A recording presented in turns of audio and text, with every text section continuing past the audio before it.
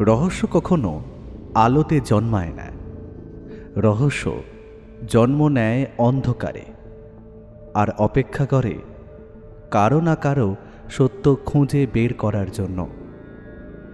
অন্ধকারে ঢাকা শহর, নীরব সাক্ষী দেয়াল, আর এমন কিছু প্রশ্ন যার উত্তর খুঁজে বের করে আনতে পারে একজনই, সত্যান্বেষী ব্যোমকেশ বক্সী। আপনিও যদি ব্যোমকেশ বক্সীর সত্যান্বেষণ ভালোবাসেন, যদি রহস্যের গন্ধ আপনার শিরায় রোমাঞ্চ নিয়ে আসে, তাহলে আপনি একদম সঠিক জায়গাতেই এসেছেন। আমাদের চ্যানেল যদি আপনি প্রথমবারের জন্য শোনেন, তাহলে এক্ষুনি কিন্তু আমাদের চ্যানেলটিকে সাবস্ক্রাইব করুন এবং পাশে থাকা বেল আইকনে ক্লিক করে নোটিফিকেশন অন করে নিন, যাতে নতুন গল্প এলে সবার আগে আপনি জানতে পারেন। অজিত, আমি একটু আসছি, গেটটা লাগিয়ে দাও। কানের টেলিফোনটা রাখার পরেই আমার উদ্দেশ্যে কথাগুলো বলে ছুটল ব্যোমকেশ। আমি সেই দিকে একবার তাকিয়ে ডাইনিংয়ে চলা ফ্যানটার দিকে তাকালাম। মে মাসে বেশ জাঁকিয়ে গরম পড়েছে। এত উদ্ভট গরমে গলগল করে ঘেমে যাচ্ছি। দিনে বার তিনেক করে স্নান করতে হচ্ছে। স্কুল কলেজগুলোতে গরমের ছুটি পড়ে গেছে, আর যারা এই গরমের মধ্যেও রোজ অফিসে যাচ্ছেন, তারা স্কুল টিচারের ভাগ্যকে ঈর্ষা করতে করতে বাসের পেছনে দৌড়চ্ছেন। এই গরমে না খেয়ে আরাম না আর ঘুমিয়ে প্রাতরা সেরে আর একবার স্নান করতে ঢুকে পড়লাম। ব্যোমকেশ খেয়েই পাশের বাড়ির একটা দরকারে সেখানে ছুটেছে। বাথরুম থেকে এসে ফ্যানটা চালিয়ে একটা বই নিয়ে আরাম কেদারায় বসে পড়লাম। কিছুক্ষণ পরে ব্যোমকেশ বাড়ি ফিরল। কি ব্যাপার অজিত, কি করছো এখানে বসে? উফ, এই গরমে কি আর করব, বই পড়ছি। বলছি, কাকিমার সমস্যা মিটলো? হ্যাঁ, কালকে রাতে ঝড় হয়েছিল, তখন বাথরুমের দরজাটা ভিতর থেকে আটকে গিয়েছিল কোনোভাবে। এদিকে কাকু নেই, তাই কোনো সিদ্ধান্ত নিতে পারছিলেন না। তুমি গিয়ে কি করলে? কি আবার করব, দরজাটা ভিতর থেকে ছিটকিনি পড়ে গেছে, ভাঙতে হলো। বলে এসেছি নতুন একটা ছিটকিনি লাগিয়ে নিতে।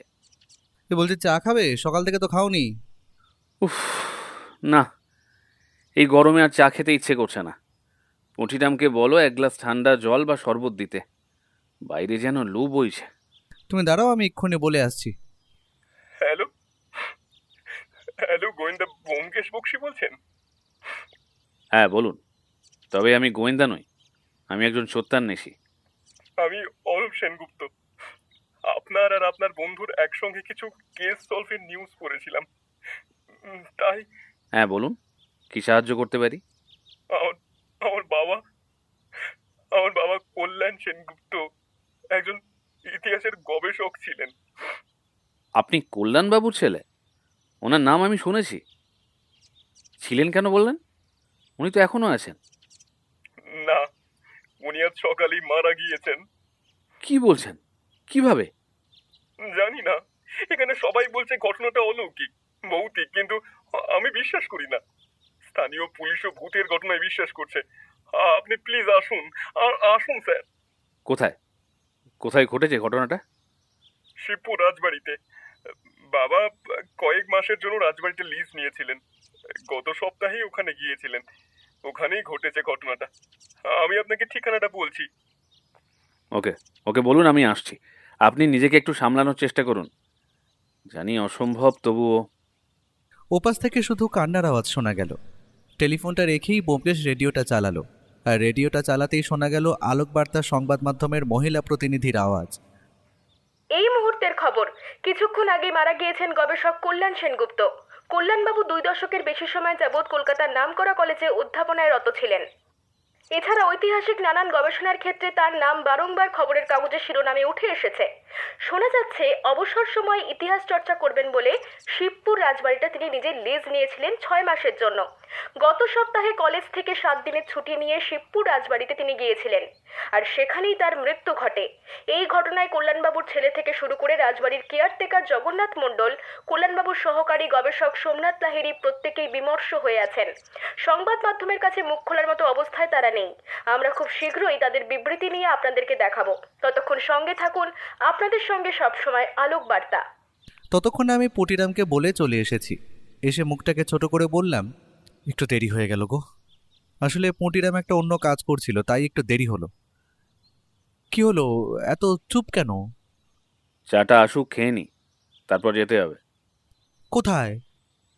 শিবপুর রাজবাড়ি। রাজবাড়ি? হ্যাঁ, আমিও যাব, কিন্তু এই ভর দুপুরে কেন? একটা মৃত্যুর তদন্ত করতে। প্রখ্যাত প্রত্নতাত্ত্বিক মারা গিয়েছেন। কল্যাণবাবু নয় তো? এই কদিন আগে একটা খবরের কাগজে পড়ছিলাম উনি ওখানে ছেলেকে নিয়ে গিয়েছেন ছুটি কাটাবেন বলে। প্রথমে বিষয়টা অদ্ভুত লেগেছিল, তারপর মনে হলো ইতিহাসের গবেষক ছুটি কাটাবার জন্য ঐতিহাসিক স্থানে যাবেন, এটাই তো স্বাভাবিক। কোথা থেকে যে কি হয়ে গেল! হ্যাঁ, উনি অজিত। ব্যোমকেশের কথা শুনে আমার মনটা খারাপ হয়ে গেল। মন খারাপ করো না, রেডি হয়ে নাও। আমি জানি তুমি বলবে তোমার সংসার ভালো লাগে, গোয়েন্দাগিরি ভালো লাগে না, কিন্তু উনি তো ইতিহাসের গবেষক ছিলেন। হতে পারে হয়তো তোমার ইতিহাসের কোনো তথ্য এই ক্ষেত্রে আমার কাজে লেগে যেতে পারে। কি, যাবে তো? একটু দাঁড়াও, আমি এক্ষুনি রেডি হয়ে নিচ্ছি। রাজবাড়িতে ঢুকে রাজবাড়ির চারপাশটা দেখে মুগ্ধ হয়ে গেলাম আমি আর ব্যোমকেশ। চারপাশে থামের কারুকার্য আর ভিতরে ঝাড়লণ্ঠনের শোভা, সব মিলিয়ে এই রাজবাড়ির ইতিহাসকে তুলে ধরেছে। চারিদিকটা একবার ভালো করে দেখে নিয়ে ভিতরে ঢুকলাম। একতলার একটা ঘরে গিয়ে আমি দেখলাম পুরনো আমলের বিশাল পালঙ্ক আর মেহগিনি কাঠের তৈরি টেবিল। সেই টেবিলে রয়েছে কিছু বইপত্র। ঘরের ভেতরটা ভালো মতো খুঁটিনাটি দেখছেন কনস্টেবলরা। আমি বুঝতে পারলাম এটাই সেই ঘর যেখানে কল্যাণবাবু থাকতেন। ঘর থেকে বেরোনোর সময় ব্যোমকেশ দেখল লোকাল থানা থেকে পুলিশ অফিসার এসেছেন। অফিসার অবনী সরকারকে দেখে ব্যোমকেশের মুখে হাসি ফুটল। অফিসারও ব্যোমকেশও আমাকে দেখে হাসলেন, তারপরে বললেন, উফ, আপনারা এসে আমাকে বাঁচালেন। তদন্ত করব কি বলুন তো? সকলের এক বক্তব্য, এটা নাকি ভূতের কাজ। আচ্ছা, সবাই কেন এমন কথা বলছে বলুন তো অফিসার? কথাগুলো কেমন শেখানো বলির মতো লাগছে না? দেখুন, প্রথমত এখানে গ্রামবাসীরা সবাই খুব একটা পড়াশোনা করেননি, তাই তাদের ভুল বোঝানো খুব একটা কঠিন কাজ নয়।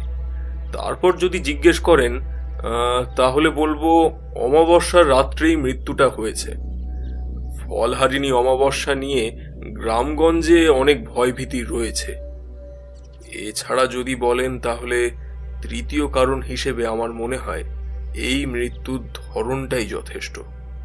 কাঠের দরজা বন্ধ ছিল। মৃত্যুর পর স্থানীয় লোকজন মিলে দরজা ভেঙে কল্যাণবাবুকে উদ্ধার করেছেন। ভিতরের কাঁচের জানলাগুলো সব আটকানো, শরীরে কোনো আঘাতের চিহ্ন নেই। প্রাথমিকভাবে মনে হচ্ছে হার্ট অ্যাটাক হয়েছে। ডাক্তারেরও তাই অনুমান। কল্যাণবাবুর চোখে মুখেও আতঙ্ক স্পষ্ট। এই যে মুখের মধ্যে ভয়ের আতঙ্ক, এটা যেন আরো বেশি করে বলে দিচ্ছে উনি মৃত্যুর আগে এমন কিছু দেখেছিলেন যেটা আশা করেননি। তাই সব মিলিয়ে ভৌতিক ব্যাপারটা রটেছে বলতে পারেন।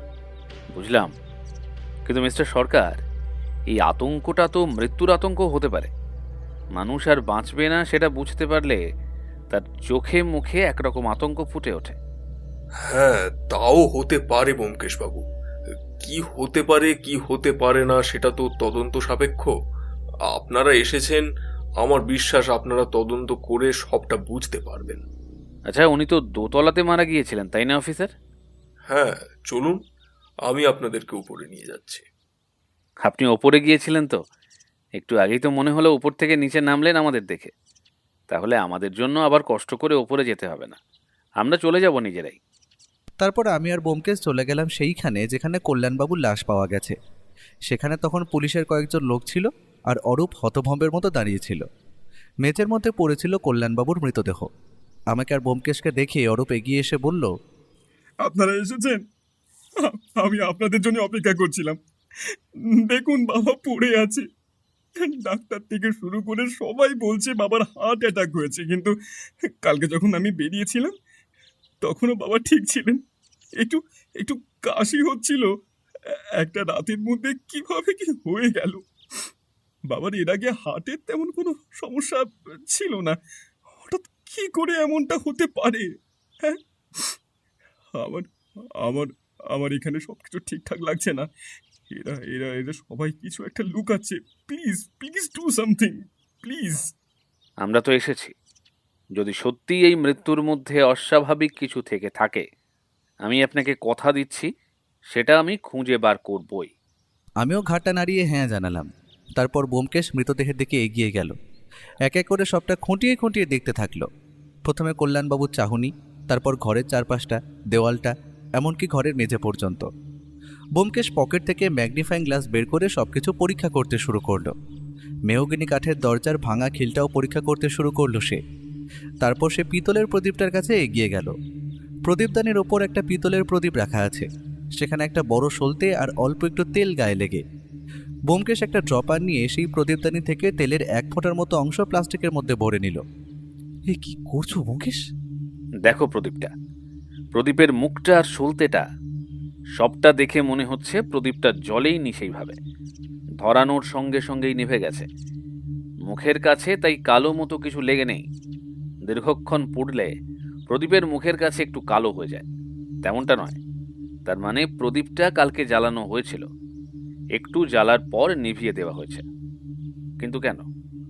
ভৌতিক আবহাওয়া তৈরি করে ভয় দেখানোর জন্য কি? বুঝতে পারছি না। আবার দেখো, প্রদীপের মধ্যে সেভাবে তেলও কিন্তু নেই।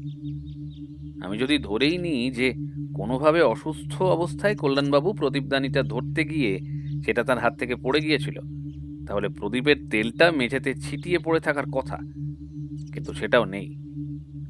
তাহলে কি কল্যাণবাবুর মৃত্যুর সময় কল্যাণবাবু একা ছিলেন না, কেউ এখানে ছিল? কিন্তু সেটাই বা কি করে সম্ভব? আমি ব্যোমকেশের কথাগুলো ঠিকমতো বুঝতে পারলাম না। আমি বিরক্ত হয়ে বললাম, এ কি তখন থেকে প্রদীপ নিয়ে পড়ে আছো বলো তো? অন্য দিকগুলো দেখো। আমি চারপাশ দেখতে দেখতে জানলার কাঁচগুলো পরীক্ষা করতে লাগলাম। হঠাৎ একটা জানলার কাছে হাত দিয়ে অবাক হয়ে গেলাম আমি।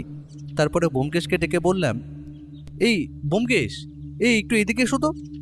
ব্যোমকেশ এগিয়ে যেতেই আমি দেখলাম সব কাঁচগুলো সুন্দর করে বন্ধ থাকলেও মাঝের একটা কাঁচ একটু আলগা আছে। এই দেখো, এই জানলার কাঁচটা একটু আলগা। বাইরে থেকে এই কাঁচটা সরানো যায় মনে করলেই। হ্যাঁ, তা হয়তো যায়, কিন্তু এই বিষয়টা এতটা গুরুত্বপূর্ণ নয়। কেন? এই কাঁচটা এতটা বড় নয় যে এই কাঁচ সরিয়ে কোনো মানুষ ভেতরে আসতে পারে, তারপর একতলার ওপর দোতলা। না, বাইরে থেকে কোনো মানুষ এই কাঁচ সরিয়ে ভেতরে আসতে বা ভেতর থেকে বাইরে যেতে পারবে না, কার্যত অসম্ভব। তুমি ঠিকই বলেছ। আমি হয়তো একটু বেশি ভাবছি। চলো অন্যদিকে যাই।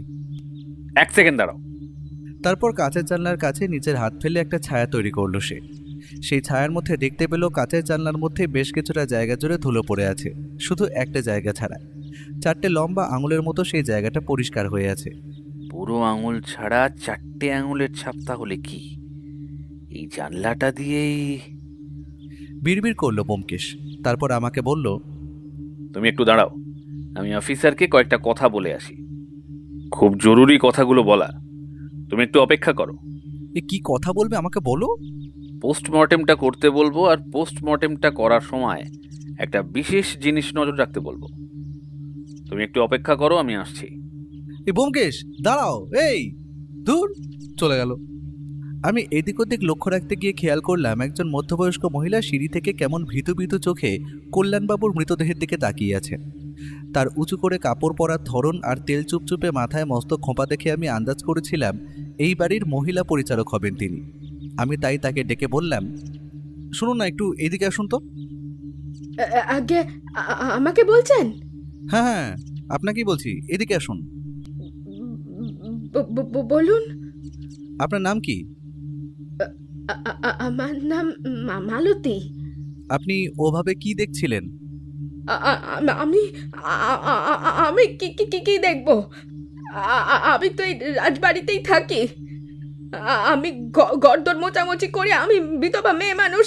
আমার ছেলে রঘুকে নিয়ে যে ছেলেটাকে সকাল থেকে দেখিনি, তাই খুঁজছিলাম। এখন সব পুলিশরা আছে কিনা তাই তাই ভয়ে আসতে পারছিলাম না। আপনি বুঝি পুলিশ? না, আমি গোয়েন্দার বন্ধু। ও বাবা, তার মানে তো আপনিও গোয়েন্দা? না, ওই যে বললাম আমি গোয়েন্দার বন্ধু। আচ্ছা মালতীদি, আপনি কি এখানে কাজ করার সময় এমন কিছু দেখেছেন যেটা আপনার অস্বাভাবিক মনে হয়েছে? আমার কই না তো। কথাটা বলেই মালতী ছুটে পালালো নিচে। আমার মনে হলো মালতীদি কিছু জানে যেটা সে লুকোচ্ছে, কিন্তু সেটা কি? ঠিক সেই সময়ে আমার ফোনটা বেজে উঠল। ব্যোমকেশ ফোন করেছে। ফোনটা তুলতেই ব্যোমকেশ বলল, নিচে এসো, এখানে সবাই আছে। হ্যাঁ আসছি। নিচে নেমে দেখলাম ব্যোমকেশের সামনে সমবয়সী একজন পুরুষ মানুষ দাঁড়িয়ে রয়েছেন। তার গায়ে খাদির পাজামা পাঞ্জাবি আর গলায় সোনার চেন দেখে অনুমান করা যায় সে অভিজাত বংশের ছেলে। আমার অনুমানকে সত্যি করে ব্যোমকেশ কথা বলল, মহিমরঞ্জন সিংহ রায়, বর্তমানে এই রাজবাড়ির একমাত্র উত্তরাধিকারী আপনি। আপনার থেকেই কল্যাণবাবু বাড়িটা লিজ নিয়েছিলেন। আমি আপনাকেই বলছি, আপনি পুরো বিষয়টা খুলে বলুন, প্রথম থেকে বলবেন। বলছি, গতকাল রাতে প্রচণ্ড ঝড় বৃষ্টি হয়েছিল। আমরা সকাল সকাল খাওয়া দাওয়া করে ঘুমিয়ে পড়ি। মালতী দিয়ে রান্না করে খাবার দিয়ে আসে কল্যাণ দাদার ঘরে। তারপর আজ সকালে উঠে তাকে আমরা আর দেখতে পাইনি। তবে কল্যাণ দাদা প্রত্যেকদিন রাত জেগে কাজ করতেন আর সকালে একটু বেলা করে উঠতেন বলে আমরা প্রথম দিকে বিষয়টাকে অতটা গুরুত্ব দিইনি। ভেবেছিলাম আশেপাশে কোথাও আছে। তারপর জগন্নাথ কাকার গলার আওয়াজ শুনে বিষয়টা জানতে পারি। বলছে জগন্নাথ কাকাকে? জগন্নাথ মণ্ডল। জগন্নাথ মণ্ডল হলেন এই রাজবাড়ির কেয়ারটেকার। প্রায় 10 বছর ধরে তিনি এখানে কাজ করছেন। এর আগে যিনি কাজ করতেন তিনি নিজের একটি ব্যবসা খুলবেন বলে কাজটা ছেড়ে দেওয়ার সময় জগন্নাথ কাকাকে রেফার করেছিলেন। আমার বাবা সে সময় বেঁচে ছিলেন। তিনি তারপর জগন্নাথ কাকাকে এই কাজটা দেন। খুব বিশ্বস্ত মানুষ। ওই তো জগন্নাথ কাকা আসছেন। আমি দেখলাম বগলে একটা কালো ব্যাগ নিয়ে কাঁচা পাকা চুলে যে ভদ্রলোকটি এগিয়ে আসছে তাদের দিকে। সামনে এলে দেখলাম জগন্নাথ কাকার বয়স 50-এর দোরগোড়ায় হলে কি হবে, চেহারার মধ্যে একটা আলাদাই সৌন্দর্য রয়েছে। জগন্নাথ কাকা তাদের সামনে এখানে এসে চুপচাপ দাঁড়িয়ে রইলেন আর মহিমরঞ্জনের প্রত্যেকটা কথার সঙ্গে মনিবের বাধ্য কর্মচারীর মতো মাথা দুলিয়ে সায় দিতে থাকলেন। আপনি বলুন মহিমরঞ্জন বাবু, তারপর কি হলো? হ্যাঁ, দোতলার সিংহদুয়ারের কাছে গিয়ে রীতিমতো ভয় পেয়ে যায় জগন্নাথ কাকা। সিংহদুয়ারের দরজা ভেতর থেকে বন্ধ ছিল। অনেক চেষ্টা করেও সেটা খুলতে না পারায় জগন্নাথ কাকা ভয় পেয়ে চিৎকার করতে থাকে। সর্বনাশ হয়েছে। গতকাল অমাবস্যার রাত ছিল, ঘোর অন্ধকার। এই রাতেই সব তেনারা জেগে ওঠে, রাজবাড়ির ভূতেরাও জেগে উঠেছে। সর্বনাশ হয়েছে। কে কোথায় আছো, এসে দেখো। তারপর? জগন্নাথ কাকার আওয়াজ পেয়ে সোমনাথ, আমি আর কল্যাণ দাদা প্রত্যেকেই ছুটে যাই সেদিকে। সেখানে গিয়ে আমরা বুঝতে পারি ঘরটার দরজা ভেতর থেকে খিল দিয়ে বন্ধ। সোমনাথ চিৎকার করতে থাকে, স্যার স্যার দরজা খুলুন। সোমনাথ নামটা কেমন চেনা চেনা লাগছে। শুনবেনই তো, সোমনাথ তো কল্যাণদার আন্ডারে পিএইচডির থিসিস লিখছিল। ও হ্যাঁ, উনি তো সহকারী গবেষক। উনি এখানে কেন এসেছিলেন? মানে যতদূর শুনেছি কল্যাণবাবু তো ছুটি কাটাতে এসেছিলেন এখানে, তাহলে সোমনাথ বাবু? স্যার চেয়েছিলেন আমি এখানে আসি। আমি মানা করেছিলাম, কিন্তু স্যারের বক্তব্য ছিল ইতিহাসকে চিনতে হবে, তাই ঐতিহাসিক জায়গায় যেতেই হবে বারবার। উনি যেহেতু বাড়িটা লিজ নিয়েছিলেন তাই আমাকে নিয়ে আসতে চেয়েছিলেন। শুধু আমাকে বলে নয়, ওনার অনেক ছাত্রদেরকেই ওনার নিয়ে আসার ইচ্ছে ছিল। আচ্ছা বুঝলাম। আপনি গিয়ে দরজা ধাক্কা দেন, তাই তো? হ্যাঁ, অনেকক্ষণ ডাকাডাকি আর দরজায় ধাক্কা দেওয়ার পরেও ভেতর থেকে কোনো সারা শব্দ আসছিল না। তখন আমি জগন্নাথ কাকাকে বলি কিছু লোক ডেকে আনতে। জগন্নাথ কাকা মালতীদির ছেলে রঘু আর ওপাড়ার একজনকে ডেকে আনে। তারপর 3 জন মিলে লাঠি কুড়ুল দিয়ে মেহগনি কাঠের ভারী দরজাটা ভেঙে ফেলে। তারপর কাঠের ভারী দরজাটা খুলে আমরা যখন ভেতরে ঢুকলাম তখন দেখলাম মেঝের মধ্যে হাত পা ছড়িয়ে পড়ে আছেন স্যার। যেমনটা আপনারা দেখেছেন তেমনই। তার চোখ দুটো আতঙ্কে বিস্ফারিত হয়ে আছে।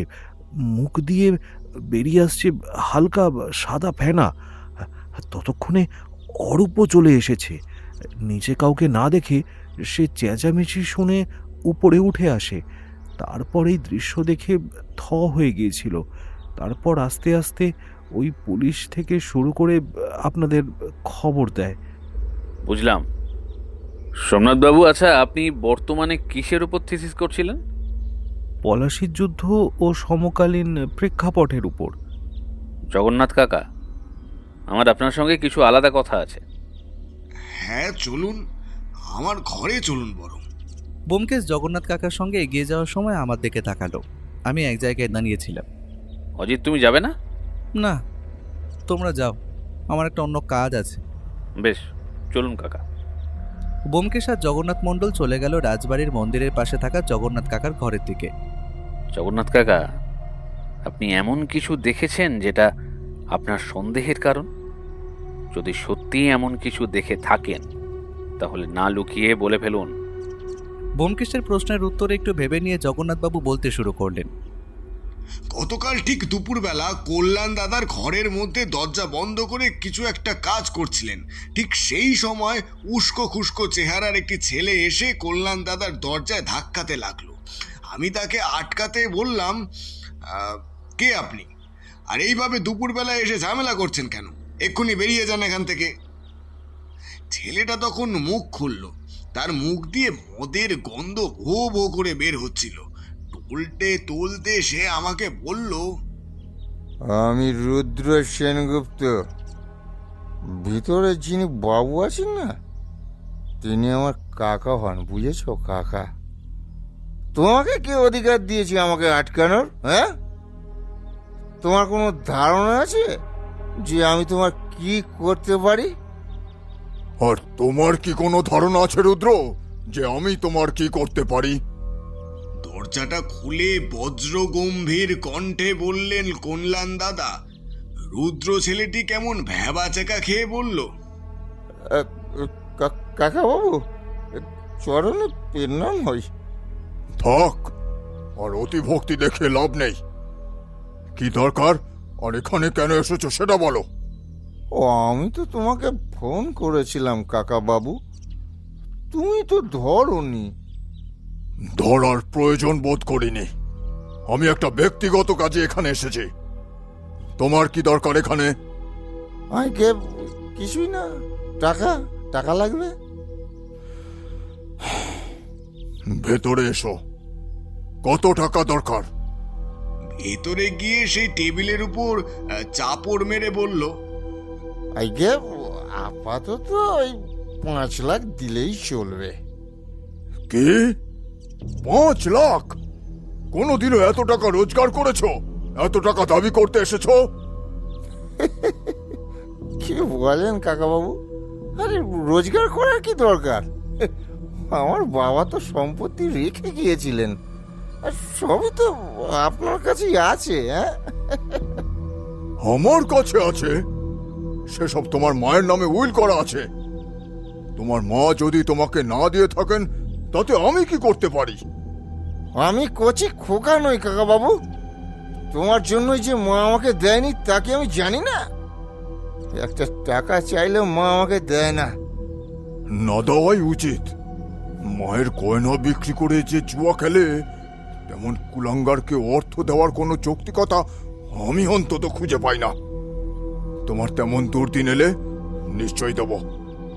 আরে এখনো তো আমার দুর্দিন।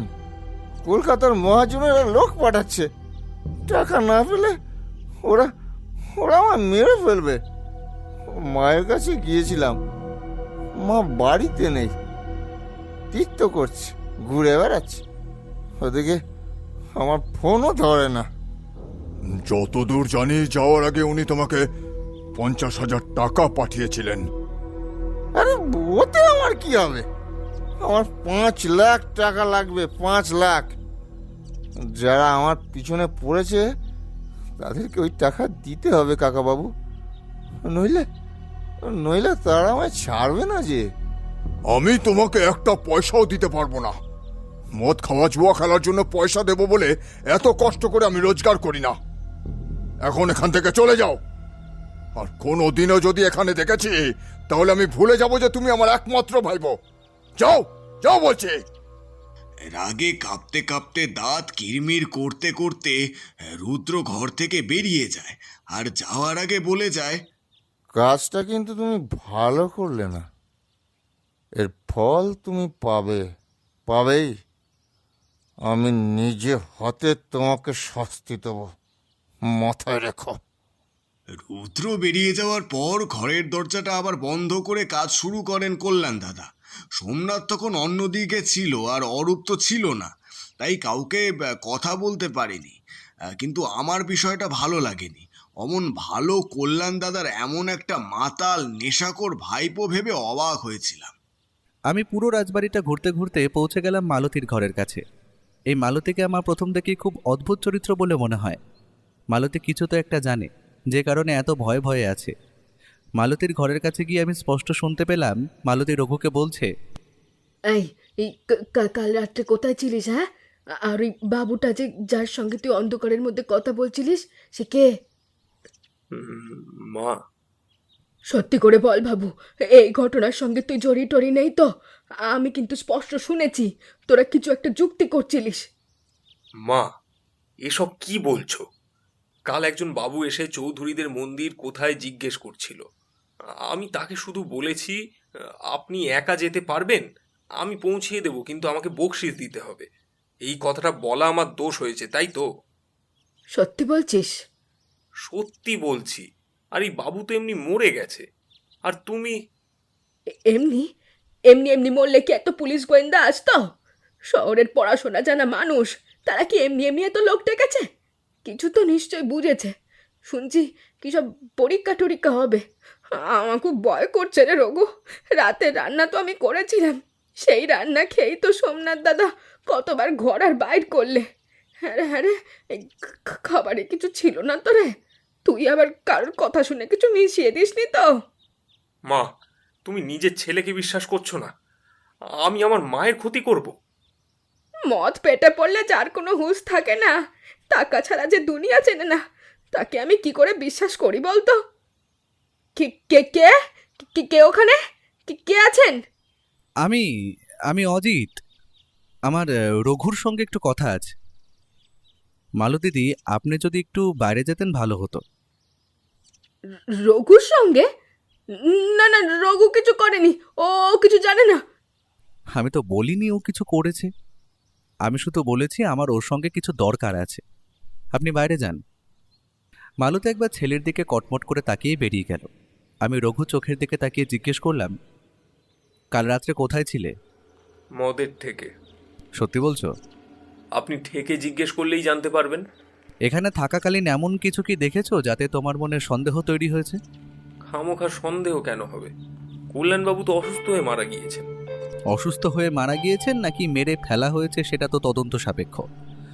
আপাতত তোমাকে যেটা জিজ্ঞেস করছি তার উত্তর দাও।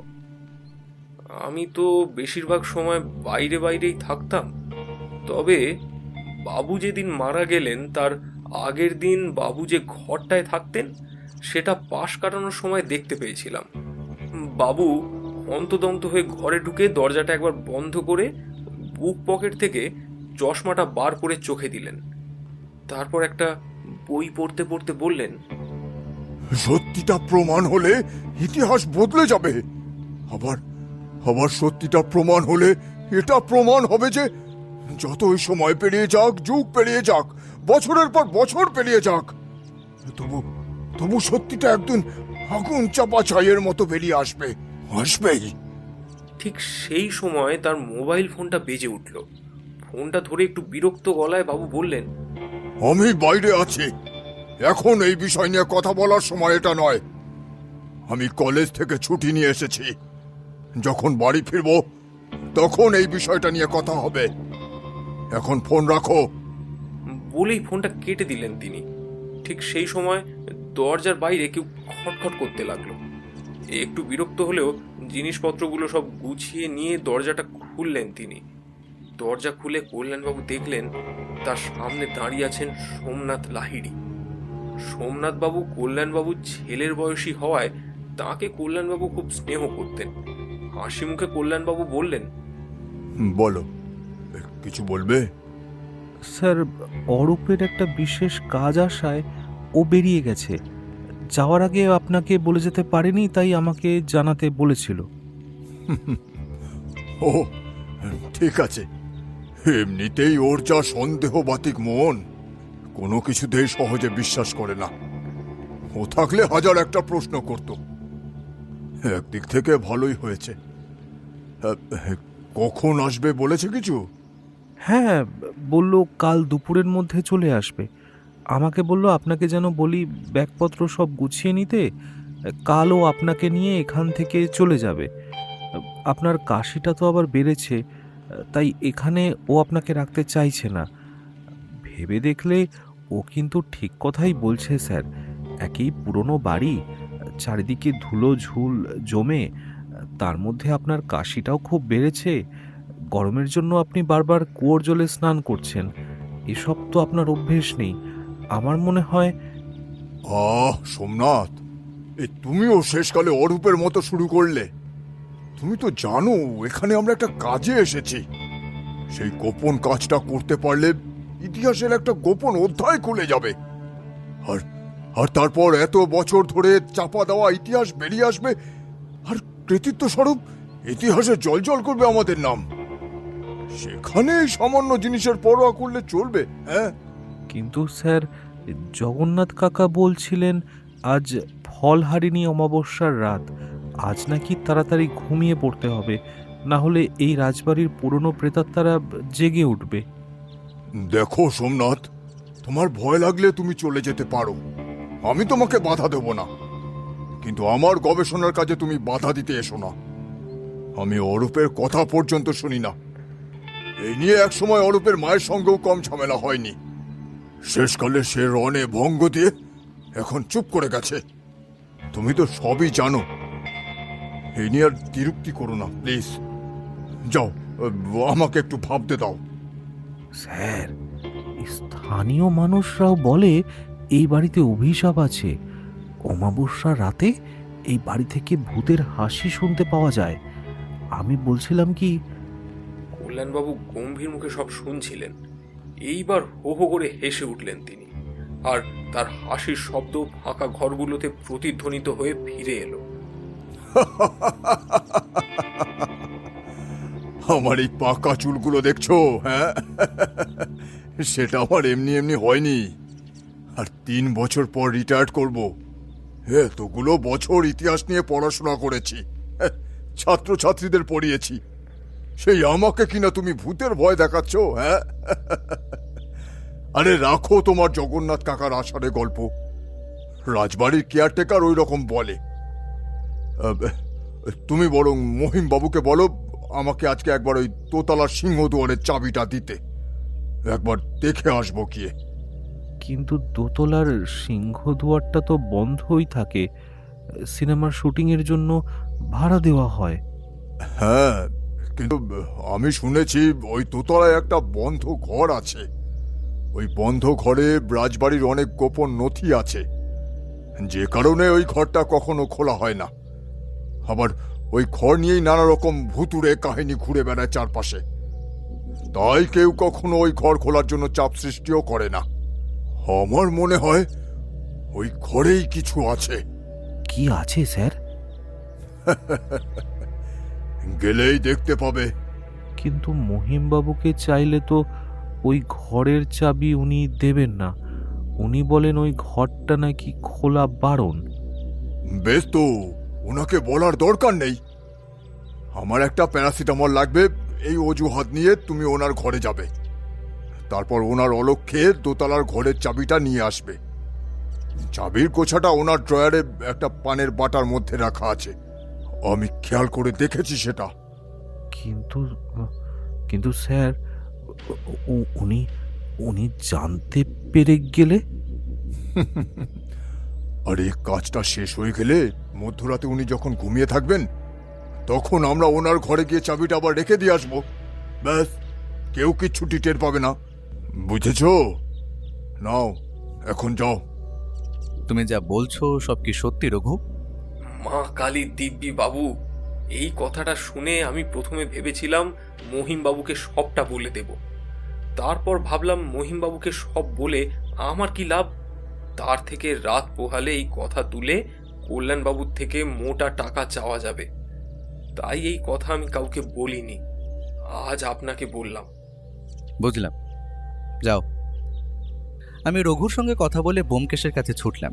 তারপর ব্যোমকেশকে গিয়ে বললাম, রঘুর কথা অনুযায়ী মহিমবাবুর নজর এড়িয়ে একখান চাবি সোমনাথ নিজে এনে দিয়েছিল কল্যাণবাবুকে, কিন্তু মৃত্যুর পর সেই চাবিকাঠিটা কিন্তু সেখানে ছিল না।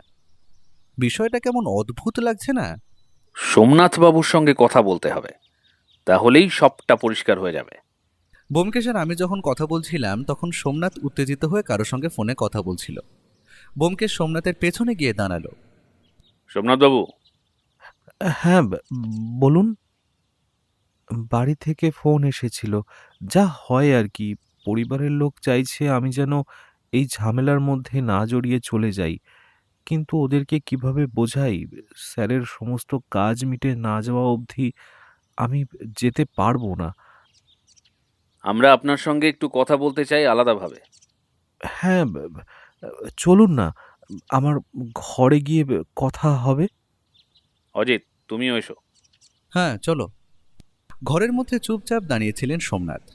নীরবতা ভঙ্গ করে প্রথম কথা বলল ব্যোমকেশ। সোমনাথ বাবু, আপনি কিছু একটা লুকোচ্ছেন। সেটা কি? আপনি যে থিসিস পেপারটা লিখছিলেন, সেটা লিখতে আপনাকে সাহায্য করেছিল কল্যাণ স্যার। হ্যাঁ, এই কথা সত্যি। ওনার গাইডেন্স যদি আমি অস্বীকার করি তাহলে আমার মতো নেমুখারাম আর কেউ হবে না। তাহলে তো হিসেব পরিষ্কার। উনি মরে গেলে পুরো থিসিসটা আপনার নামে বের হবে। তাই খুনটা আপনিই করেছেন, তাই তো? না অফিসার, এটা সত্যি নয়। তাছাড়া পুরো গবেষণাপত্রটা আমার অনেক আগেই লেখা শেষ হয়ে গিয়েছিল। আমি স্যারকে লেখাটা সাবমিট করে পর্যন্ত দিয়েছিলাম। স্যারের পছন্দ হয়েছিল। কিছু কিছু জায়গা উনি শুধু বলেছিলেন নতুন করে ভাবতে, ডিটেলস বর্ণনা করতে। আর উনি এখানে যে কারণে এসেছিলেন, যে বিষয়টা নিয়ে উনি গবেষণা করছিলেন, সেই গবেষণাটা শেষ হয়নি, চলছিল। হ্যাঁ, এটা ঠিক যে আমার গবেষণার বিষয় আর এখানে যে বিষয়ে উনি এসেছিলেন, সেই দুটো গবেষণার ক্ষেত্র কাকতালীয়ভাবে এক, কিন্তু যে গবেষণার কথা আমি নিজেই জানতে পারিনি, সেই গবেষণার কৃতিত্ব আমি কিভাবে নেব? কি বিষয়ের গবেষণা? বিষয়টা আমার কাছেও ঠিক পরিষ্কার নয়। আসলে আ স্যারের এটা স্বভাব ছিল। কোনো কোনো একটা জিনিসের উপসংহারে পৌঁছানোর আগে পর্যন্ত তিনি কাউকে কিছু বলতেন না। তবে আমি যেটুকু জেনেছিলাম সেটুকু আপনাকে বলতে পারি। কারোর কাছ থেকে স্যার জানতে পেরেছিলেন এই রাজবাড়িতে গোপন একটি কুঠুরি আছে, যেখানে পলাশির যুদ্ধের সময় তৎকালীন জমিদার ও রাজাদের মধ্যে হওয়া কিছু রাজনৈতিক বক্তব্যের নথি আছে। স্যার বলতেন সেই নথিগুলো পেলে ইতিহাস অন্য ধারাতে বইবে। যদি সেটাই সত্যি হয় তাহলে তো এমনটাই হতে পারে যে কল্যাণবাবু ইতিহাসের কোনো তথ্য পেয়ে গিয়েছিলেন, আর সেজন্যেই হয়তো। হ্যাঁ স্যার, হতেই পারে। হওয়াটা তো অসম্ভব কিছু নয়। এর আগে স্যারের ইতিহাস নিয়ে গবেষণামূলক বইগুলো তো আপনি পড়েছেন। ইতিহাস বিষয়ে স্যারের কতটা গভীর জ্ঞান তা তো আপনার না জানার কথা নয়। উনি এমনি এমনি তো এই বাড়িটা 6 মাসের জন্য লিজ নেননি। আমি যা কিছু জানতাম আপনাকে বলে দিয়েছি। আশা করি আপনার আর কিছু জানার নেই। আর গুপ্ত ঘরের চাবিকাঠিটা, সেটা তো আপনি মহিনবাবুর অলক্ষ্যে দিয়েছিলেন কল্যাণবাবুকে। হ্যাঁ, দিয়েছিলাম। ওই চাবিকাঠিটা কোথায়? কল্যাণবাবুর মৃত্যুর পর সেই চাবিকাঠিটা কোথায় রেখেছেন? না, স্যারের মৃত্যুর পর আমার তো মনে পড়ছে না। চাবিকাঠি তো স্যারের কাছেই থাকার কথা। আ দোতলার সিংহদুয়ারের চাবিকাঠি, তার সঙ্গে গুপ্ত কক্ষের চাবিকাঠি, আ সব স্যারের সঙ্গেই থাকার কথা। কিন্তু পুলিশ তো বলছে বডির মধ্যে কোনো চাবি পায়নি। তাহলে?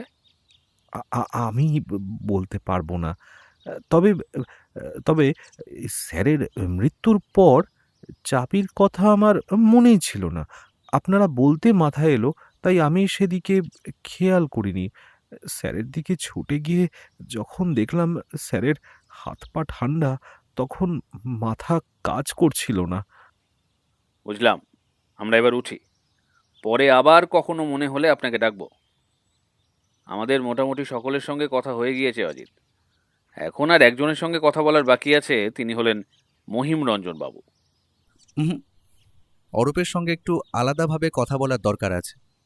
কল্যাণবাবুর স্ত্রীর বিষয়ে কিছু কথা জানতে হবে। এছাড়াও আমাদের কথা বলতে হবে একটু রুদ্রর সঙ্গেও। হ্যাঁ, ঠিক বলেছ। এতদূর পর্যন্ত যা কথা বলেছি তাতে মনে হচ্ছে আমাদের সন্দেহটাই ঠিক। পুরো ঘটনাটাকে স্বাভাবিক মৃত্যু বলে তুলে ধরা হলেও আসলে মৃত্যুটা স্বাভাবিক নয়। কিন্তু প্রশ্ন হচ্ছে, কে বা কারা খুনটা করলো, আর খুনের মোটিভটাই বা কি? হে ব্যোমকেশ, মহিমরঞ্জনবাবু মন্দির থেকে বেরোচ্ছেন। মহিমরঞ্জনবাবু! হ্যাঁ, বলুন স্যার। মহিমরঞ্জনবাবু, আমাদের আপনার সঙ্গে একটু কথা ছিল। হ্যাঁ, এই ঠাকুর মন্দিরেই বলবেন, বলুন। ঠাকুর মন্দিরটাই বোধহয় ভালো, কারণ কেউ মিথ্যা বললে তাকে গীতা বা ঠাকুর স্পর্শ করাতে হয়। আর আপনিও তো আমাদের থেকে একটা সত্য লুকিয়ে গিয়েছেন, পুলিশের থেকেও। কি কি কি বলুন তো? দোতলার ঘরটা যখন ভাঙা হয়েছিল, কল্যাণবাবুর মৃতদেহ যখন পাওয়া গিয়েছিল, তখন সেইখানে ঘরের একটা চাবির গোছা পড়েছিল। দোতলার সমস্ত ঘরগুলোর চাবি এবং দোতলার সেই বন্ধ ঘরটার চাবি, যেটা কখনো খোলা হয় না। হ্যাঁ, দোতলার সিংহদুয়ার ভাঙার পরে চাবিটা আমি পেয়েছিলাম। সিংহদুয়ারের চাবি ও অন্যান্য ঘরগুলোর চাবি আমি সোমনাথকে দিলেও বন্ধ ঘরের চাবিটা ওকে দিইনি। তাহলে চাবিটা কিভাবে কল্যাণবাবু পেলেন, সেই প্রশ্ন আমার মনের মধ্যেও ছিল। কিন্তু মৃত মানুষকে নিয়ে কাটাছেঁড়া করতে আমি চাইনি, সেজন্য আমি আর বিষয়টা নিয়ে কথা বলিনি। আর সোমনাথও তো দেখলাম কিছু বলল না, তাই আমি চাবিটা নিয়ে চলে আসি। চাবিগুলো আমার ঘরের চাবি, আমি নিয়ে এসে কোনো অন্যায় করেছি বলে মনে হয়নি। তবু যদি আপনার মনে হয় আমি বেআইনি কিছু করেছি, আইনের শাস্তি আমি মাথা পেতে নেব।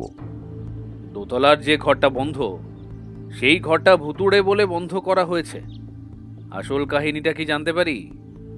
ভূত আমরা কেউ সচক্ষে দেখিনি, তবে এই কাহিনীর সঙ্গে একটা ঘটনা জড়িয়ে রয়েছে।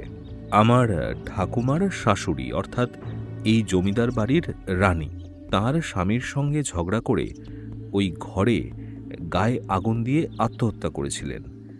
গায়ে আগুন দেওয়ার অর্থ বোঝেন তো, ঘরটা পুরোটাই কালো হয়ে পুড়ে গিয়েছে। তারপর ওই ঘরেই রানীমার শ্রাদ্ধ শান্তি করা হয় এবং ঘরটা বন্ধ করে দেওয়া হয়। তারপর থেকে নানান রকম ভুতুড়ে কথা শুনতে পাওয়া যায়, গ্রামেগঞ্জে যা হয় আর কি। জগন্নাথ কাকা অনেকবার বলেছেন অমাবস্যার রাতে উনি নাকি ওই ঘরে ছায়া দেখেছেন, কিন্তু আমি কোনোদিনও সেরকম কিছু দেখিনি। পরবর্তীতে দোতলায় অনেক ছবির শুটিং হয়েছে, তারাও কিছু দেখেনি কখনো। তবে পূর্বপুরুষরা বলেছিলেন বলে ওই ঘরটা কোনোদিনও আমি খুলেও দেখিনি। ওই ঘরের চাবিটা আমার একটু দরকার, কিন্তু তদন্তের সাপেক্ষে এটা প্রয়োজন।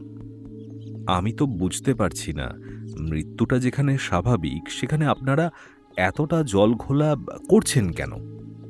মৃত্যুটা স্বাভাবিক নয়, এখনো পোস্টমর্টেম রিপোর্ট আসেনি, তাই আমাকে আমার তদন্তটা করতে দিন। তদন্তের কাছে বাধা দেবেন না। আর আপনি কি বলতে পারেন মৃত্যুটা স্বাভাবিক? আপনি কি নিজের চোখে কল্যাণবাবুকে মরতে দেখেছিলেন? না না, আমি কি করে দেখব? দরজা তো বন্ধ ছিল ভেতর থেকে। ডাক্তারবাবুই তো বললেন ওনার হার্ট অ্যাটাক হয়েছে। ডাক্তারবাবু বলেছেন তিনি অনুমান করছেন। পুলিশের তদন্ত চলছে, গোয়েন্দার তদন্ত চলছে। সব থেকে বড় কথা হচ্ছে, এই সবটা হচ্ছে কল্যাণবাবুর ছেলে অরূপের ইচ্ছা অনুযায়ী, সেখানে আপনি বাধা দিতে পারেন না। মাফ করবেন, আসলে পূর্বপুরুষদের বাড়ি তো, পুরনো বাড়ি বলে ভূত আছে এরকম বদনাম কোন রাজবাড়িতে নেই বলুন? কিন্তু একটা মৃত্যু বা এরকম অনাকাঙ্ক্ষিত ঘটনার সঙ্গে আমার বাড়ির নাম জড়িয়ে যাবে সেটা আমি চাই না, তাই হয়তো একটু বেশি রিয়্যাক্ট করে ফেলেছি। ব্যোমকেশ আর আমি বন্ধ ঘরটা খুলে তার মধ্যে ঢুকলাম। চারিদিকে কালিঝুলি পড়া আর পুরো ঘরটাই অন্ধকার। অজিত, মহিমরঞ্জনবাবু ঠিক কথাই বলেছিলেন, ঘরটা পোড়া বলেই বন্ধ। তাই তো দেখছি। এক সেকেন্ড দাঁড়াও তো। আমি খাটের আলমারির কাছে গিয়ে দেখলাম সাদা ফতোয়ার কিছুটা অংশ সেখানে ছিঁড়ে লেগে আছে। এটা তো কল্যাণবাবুর। এই ফতোয়াটাই তো উনি পড়েছিলেন। তার মানে গতকাল রাত্রে উনি এই ঘরে এসেছিলেন। ব্যোমকেশ, আমার মনে হয় আমাদের এই পুরো ঘরটা একবার দেখা উচিত। ওনার মতো একজন মানুষ এমনি কি একজনের অলক্ষ্যে চাবি চুরি করে উপরে চলে আসবেন? আমাদের এই ঘরটা একবার ভালো করে দেখা উচিত। হতে পারে এই ঘরের মধ্যে কোনো গুপ্ত সুড়ঙ্গ আছে, যার কোনো পরতে লুকিয়ে আছে ইতিহাসের কোনো অজানা অধ্যায়। বেশ, তুমি যখন বলছো, আমরা না হয় তখন এই ঘরটা ভালো মতো সার্চ করি। ঠিক সেই সময় ঘরের বাইরের একটা আওয়াজ হলো। আমি ঘর থেকে বেরিয়ে দেখলাম পিতলের প্রদীপদানি আর স্ট্যান্ডটা পড়ে আছে মেঝেতে, আর মেঝের তেলের উপর একটা বিড়ালের পায়ের ছাপ। প্রদীপদানি পড়ার আওয়াজে নিচ থেকে মালতী ছুটে এলো আর দালানের বিড়ালের পায়ের ছাপের ওই অংশটা মুছে দিল। ব্যোমকেশ তখন ঘরের মধ্যে ছিল। ও খালি একবার জিজ্ঞেস করলো, কি হয়েছে? কিছু না ব্যোমকেশ, একটা বিড়াল। আমি আবার ঘরের মধ্যে ঢুকে গেলাম। কিছুক্ষণ পরে আমরা নিচে নেমে এলাম। ঠিক সেই সময় ওখানকার টেলিফোনটা বেজে উঠল। হ্যাঁ অফিসার, বলুন। কি? এটা কি করে সম্ভব? কি হয়েছে ব্যোমকেশ? আশ্চর্য! তেলের যে স্যাম্পেলটা টেস্টিং এর জন্য পাঠানো হয়েছিল সেটা ল্যাব থেকে মিসিং হয়ে গেছে। কি করে? জানি না, কিন্তু এ থেকে আমার বিশ্বাসটা আরো দৃঢ় হলো ওই তেলের মধ্যেই কিছু গোলমাল রয়েছে। অজিত, তেলটা তো এখনো পাওয়া যাবে, দোতলাতেই রয়েছে প্রদীপটা। এখন একবার গেলে হয় না? আর স্যাম্পেল কালেক্ট করতে হবে না, পুরো প্রদীপটাই নিয়ে চলে যাব। আরে দাঁড়িয়ে রইলে কেন, চলো। নেই। নেই মানে? ঘর থেকে বেরিয়ে আসার সময় তুমি আগে বেরিয়ে এসেছিল বলে খেয়াল করনি। প্রদীপদানিটা ওখানে আর নেই। একটা বড় বিড়ালের সঙ্গে ধাক্কা লেগে প্রদীপদানিটা পড়ে যায়। তেলটা মাটিতে পড়েছিল, তার উপর বিড়ালের পায়ের ছাপ। মালতী নিচ থেকে সেটা শুনতে পেয়ে নেতা দিয়ে তো মুছে ফেলে, আর প্রদীপদানি শুদ্ধ প্রদীপটাও নিচে নিয়ে চলে যায় পরিষ্কার করতে। এত বড় ঘটনাটা তুমি একবার আমাকে বললে না? প্রদীপের তেলটা যে এতটা গুরুত্বপূর্ণ ছিল আমার মনে হয়নি। এখন বুঝতে পারছি কি বড় ভুল করেছি আমি। এবার আমরা ক্লান্ত হয়ে রাস্তায় বেরিয়ে এলাম। এখন শুধু একটাই টেস্টিংই ভরসা। কি? কল্যাণবাবুর বডিটা আমি সকালেই বলেছিলাম পোস্টমর্টেমে পাঠাতে, আর ফুসফুসের টিস্যু বা রক্তের মধ্যে কোনো বিষাক্ত গ্যাসের উপস্থিতি আছে কিনা সেটা চেক করতে। একমাত্র এই টেস্টেই বোঝা যাবে কিভাবে মারা হয়েছে কল্যাণবাবুকে। এখন বাড়ি চলো, কাল টেস্টের রিপোর্ট এলে সবটা জানা যাবে। আর আমি পুলিশ অফিসারকে বলে দিয়েছি রুদ্রর বিষয়ে খোঁজ খবর নিতে। চলো, এখন অনেক রাত হয়ে গেছে, বাড়ি যাই। অজিত? ব্যোমকেশ রাজবাড়ির জঙ্গলের মধ্যে হাঁটতে হাঁটতে কথাগুলো বলছিল। হঠাৎ তার খেয়াল হলো অজিত নেই, আশেপাশে কোথাও নেই। অজিত! অজিত! অন্ধকারের মধ্যে মুখোশ পরা একজন লোক গাড়ি থেকে নামলো, আর তার পেছন পেছন আরো দুজন গুন্ডা নামলো। বস, লোকটাকে কি করব? নিয়ে এসেছি তো, হাত পা বেঁধে। Yes boss. জলে ফেলে দে। কিন্তু বস, দেখ, আমাদের খুন করা মোটিভ না, শুধু ব্যোমকেশকে ট্র্যাক থেকে সরাতে হবে। বন্ধুর খোঁজে পাগল হয়ে যাবে লোকটা, আর এমনিতেও একে পুরোটা সময় অজ্ঞান করা ছিল, তাই ও জ্ঞান ফিরলেও বা বাঁচলেও কাউকে চিনতে পারবে না। ওকে বস। গুন্ডা দুটো অজিতকে চ্যাংদোলা করে পুকুরের মধ্যে ফেলে দিল। একটা আওয়াজ হলো কেবল, তারপর সব শান্ত। তারপর গুন্ডা সহ সেই বস গাড়িতে উঠে অন্ধকারে মিলিয়ে গেল। ওদিকে ব্যোমকেশ আর অফিসার অবনী পুরো গ্রামটা চষে ফেলেছে গাড়ি করে। কোথাও অজিতের নাম নিশানা নেই। ব্যোমকেশ রীতিমতো ভেঙে পড়েছে এই ঘটনায়। অফিসার, প্লিজ আরো ফোর্স লাগিয়ে চেষ্টা করুন একটা খোঁজ পেতে। ব্যোমকেশ বাবু, আপনি তো দেখতেই পাচ্ছেন আমরা কেমন ভাবে খুঁজছি, কিন্তু কি করব বলুন? কিছুক্ষণের মধ্যে এই গ্রামের থেকে কোথায় উধাও হয়ে যেতে পারে অজিত বাবু। আমার তো কিছুই মাথায় ঢুকছে না। আর কে বা কারা এই কাজ করেছে সেটা বুঝতে না পারলে অজিত বাবুকে খুঁজে বার করাটা অনেক বেশি শক্ত হয়ে যাবে।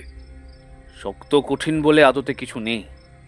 আমি বলছি এই গ্রামের মধ্যেই রয়েছে অজিত।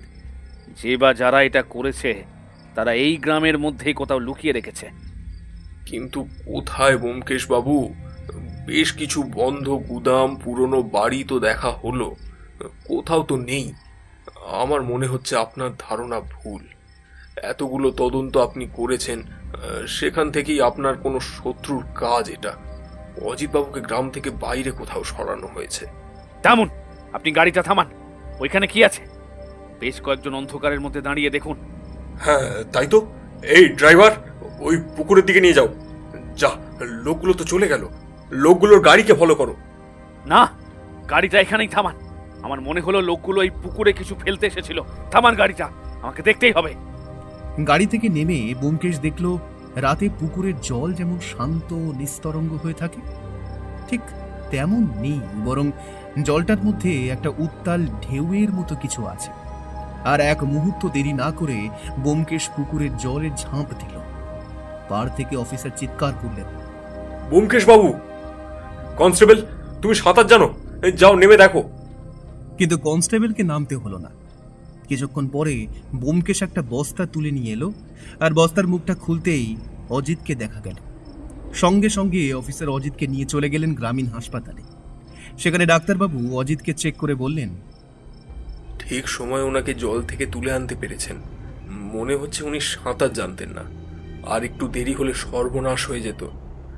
কিন্তু আজকের রাতটা ওনাকে অবজারভেশনে রাখতে হবে। রাখুন, কিন্তু ডাক্তারবাবু, আমার একটা অনুরোধ আছে।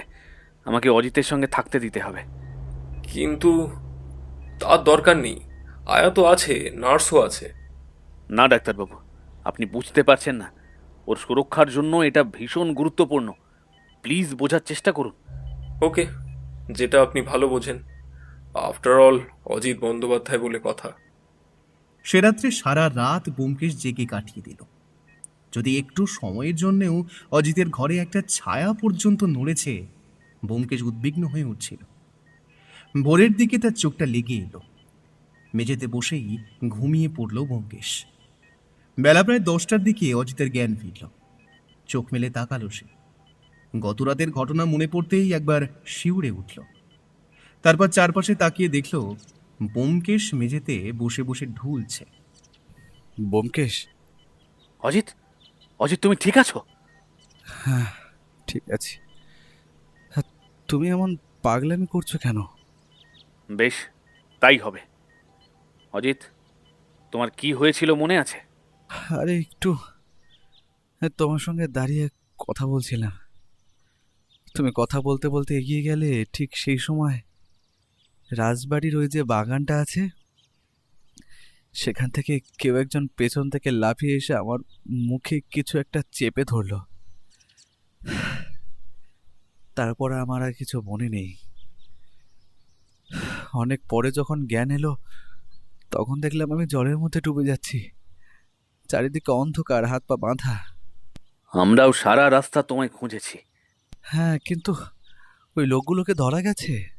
না, ওরা যে গাড়িতে করে এসেছিল সেই গাড়ির নাম্বার প্লেটটা ভুয়ো। অন্ধকারের মধ্যে গাড়িটা এক জায়গায় ফেলে তিনজনেই গা ঢাকা দিয়েছে। অফিসার ওদের খুঁজছে। বাইরে খুঁজে কোনো লাভ নেই।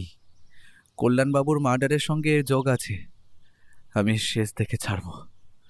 প্রথমে কল্যাণবাবুকে, তারপর আমাকে। এরা ভেবেছে কি ভয় দেখিয়ে সবাইকে চুপ করিয়ে রাখবে? তা তো হতে পারে না ব্যোমকেশ। অন্যায়ের সঙ্গে আপোষ করা তো যাবে না। অজিত, আরে কি হা করে তাকিয়ে আছো? অফিসারকে ফোন করে জানো ওদের কাউকে ধরা গেছে কিনা। পোস্টমর্টমের রিপোর্টার কি হলো? আর তারপর ডাক্তারের সঙ্গে কথা বলো। আমি তোমার সঙ্গে যাব রাজবাড়িতে। অজিত, তুমি তো দুর্বল এখনো। আরে দুর্বল দুর্বল বলে আমায় আর দুর্বল বানিয়ে দিও না তো ব্যোমকেশ। আমি ঠিক আছি। আমি নিজের চোখে দেখতে চাই অপরাধীর শাস্তি। রাজবাড়ির হলঘরের মধ্যে উপস্থিত সকলের মুখ থমথমে। আমাকে ধরে ধরে ঘরের মধ্যে এলো ব্যোমকেশ। মহিমরঞ্জন এগিয়ে এসে বলল, অফিসারের মুখে শুনলাম অজিতবাবুর সঙ্গে কালকে কি কি হয়েছে। আমি সত্যি ভাবতে পারছি না। অজিতবাবু, আপনি এখন ভালো আছেন তো? আমি ঘাড় নাড়িয়ে মুচকে হাসলাম। ঘরের মধ্যে বসে আছে সোমনাথ, রুদ্র, জগন্নাথ মণ্ডল আর অরূপ। অরূপ বলল, ব্যোমকেশদা, আপনারা কি বুঝতে পেরেছেন বাবার মৃত্যুটা আসলে স্বাভাবিক না অস্বাভাবিক? হ্যাঁ, আমরা বুঝতে পেরেছিলাম বলেই তো আমার উপর অ্যাটাকটা হলো।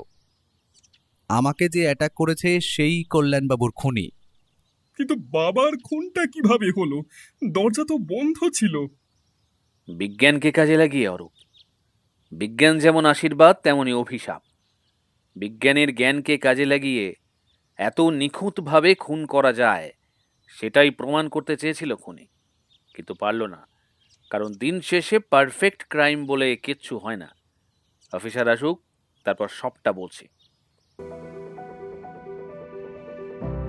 হ্যালো দর্শক বন্ধুরা, গল্পের মাঝে আপনাদের বিরক্ত করার জন্য আমি ক্ষমা চেয়ে নিচ্ছি। তবে আপনারা সকলে গল্পটা তো শুনছেন, কিন্তু অনেকেই কিন্তু চ্যানেলটাকে সাবস্ক্রাইব করছেন না। আপনাদের প্রত্যেককে বলবো, প্লিজ আমাদের চ্যানেলটাকে সাবস্ক্রাইব করুন। গল্পটা কেমন লাগছে সেটা আমাদেরকে জানান। আপনাদের একটি মূল্যবান লাইক এবং একটি কমেন্ট আমাদের মনে কিন্তু অনেকটা ভালোবাসার উদ্রেক করে। তাহলে শুনতে শুরু করা যাক আমাদের আজকের গল্পের বাকি অংশটুকু। ওই তো অফিসে। সকলে দেখল অবনী সরকার একজন ভদ্রমহিলাকে নিয়ে ঘরের ভেতরে ঢুকলেন। তার গায়ে তসরের শাড়ি, চোখে রোদ চশমা, ঠোঁটে হালকা লিপস্টিক। ভদ্রমহিলাকে দেখে অরূপের মুখটা কেমন একটা হয়ে গেল। অফিসার অবনী সরকার বললেন, ব্যোমকেশবাবু, আলাপ করিয়ে দিই। ইনি কল্যাণবাবুর প্রাক্তন স্ত্রী সুচরিতা দেবী। একটু ভুল হলো অফিসার, প্রাক্তন নয়, বৈধ বলুন। একমাত্র বৈধ স্ত্রী। হিন্দু আইন অনুযায়ী একজন স্ত্রী বর্তমান থাকাকালীন অন্য কাউকে বিয়ে করা যায় না। তাই কল্যাণ পরবর্তীতে যাকে বিয়ে করেছে তার সঙ্গে বিয়েটা বৈধ নয়, কারণ আমার সঙ্গে কল্যাণের এখনো ডিভোর্সই হয়নি। সে তো আপনি ইচ্ছা করে কল্যাণবাবুকে ডিভোর্স দেননি। উনি তো বারবার আপনার কাছে অনুরোধ করেছিলেন, কিন্তু আপনি তো নাছোড়। ম্যাডাম, আমি ব্যোমকেশ বক্সী। আমার কথা তো আপনি শুনে থাকবেন। একজন সত্যান্বেষী। আমি আপনার সম্পর্কে যেটুকু জেনেছি তা হলো গত 24 বছর ধরে আপনাদের ডিভোর্সের কেস চলছে, কিন্তু আপনি কিছুতেই কেসটা মিটিয়ে নিচ্ছেন না। তাই বিখ্যাত বলেই কি তার সমস্ত অপরাধ ক্ষমা হয়ে যায় ব্যোমকেশবাবু? আপনারা কি ভুলে যাচ্ছেন যে দেশে একটা আইন বলে কথা আছে? হ্যাঁ, আর সেই আইনের অপব্যবহার করেন আপনার মতো মেয়েরা।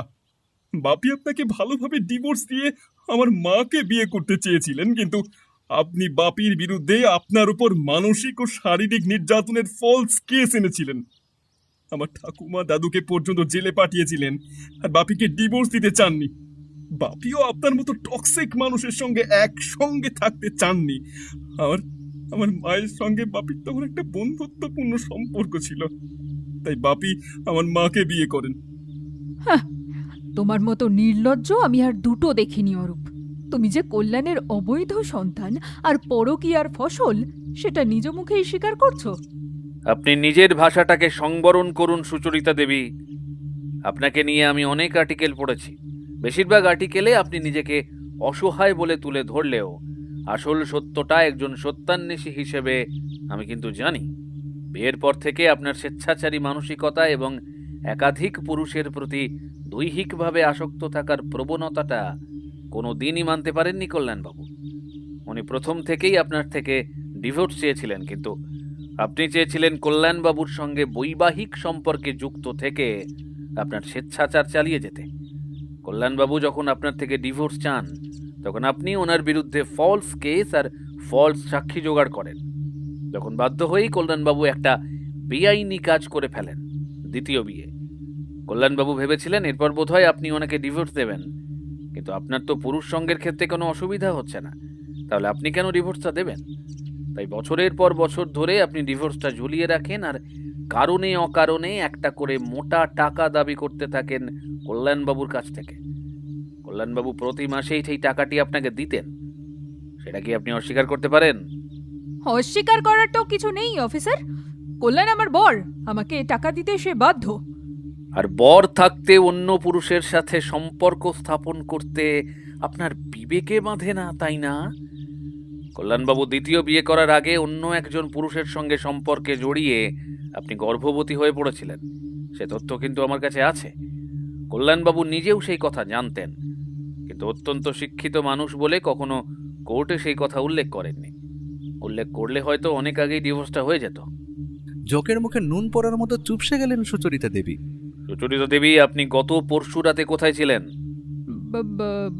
বহরমপুরে আমার লয়ারের বাড়িতে। এই কেসটা নিয়েই কথা হচ্ছিল। এক সেকেন্ড।